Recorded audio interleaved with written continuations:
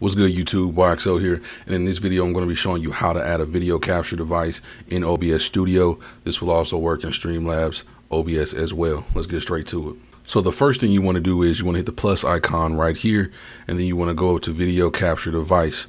Click that, and then you can name it whatever you want to name it, whether it be your console, a laptop, anything with an HDMI output, or whatever your capture card can input. You can name it whatever you're using. So I'm gonna just hit OK, and then once this pops up, you can choose what you want to use. So I'm gonna be choosing the Game Capture HD 60S that I have.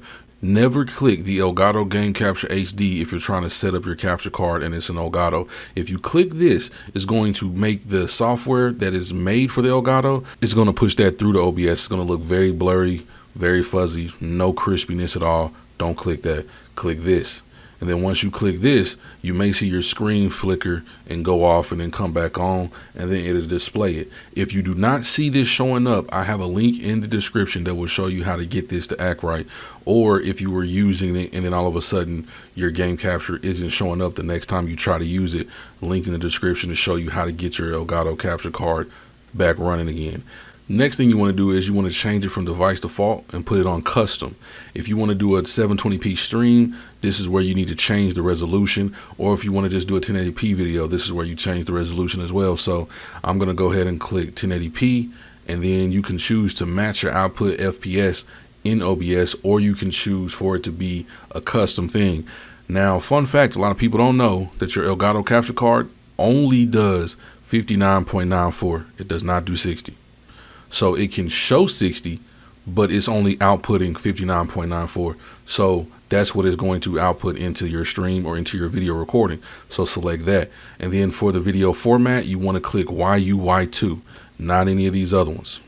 So YUY2, click that. And then you want to go to color space, and then you want to go to 709. And then for color range, you want to click partial. Never click full. Partial is what you want to click. If you click full, that's more for like color grading, a situation like that. If you're not doing none of that, do not do that. It's going to make your colors look very, very washed out and dull. It's not cool. And then what you want to do after that is you want to put buffering to disabled. You don't want it to be buffering or doing anything like that when you're capturing stuff in from your whatever video capture device that it is. And then right here is where you can change stuff about what it's doing. So you can choose capture audio only, or you can choose output desktop audio wave sound. You can choose those. So you can choose that if you need it, and then you can flip it vertically if you want to for whatever reason. Maybe you have a camera upside down or something like that. Who knows? That'll come in handy right there. And then you have use custom audio device. You also want to make sure, see right here, it picked up my microphone for whatever reason. You want to pick Game Capture HDS Audio 2. So once you select that, you hit OK. But before you do that, this is just a quick tip as well. If you ever have issues with your audio not coming through your Elgato, all you have to do is go to configure video, and then in here you have to look right here. It says audio input. If this is not selected, you're not going to have any audio coming through your recording into your OBS. If this is selected, the only way you'll have audio coming in is if you have the 3.5 millimeter headphone jack plugged into your Elgato, and then that's plugged into something else, like say your PlayStation controller, or plugged into your Xbox controller or something like that, or just anything with a 3.5 millimeter headphone jack. So once you do that, you can close out of that, and then that's all good. But you don't even have to do that step unless you're not hearing audio. That's just one of the reasons why you could possibly not be hearing audio. As you can see right there, is monitoring my audio. Everything's working fine over here.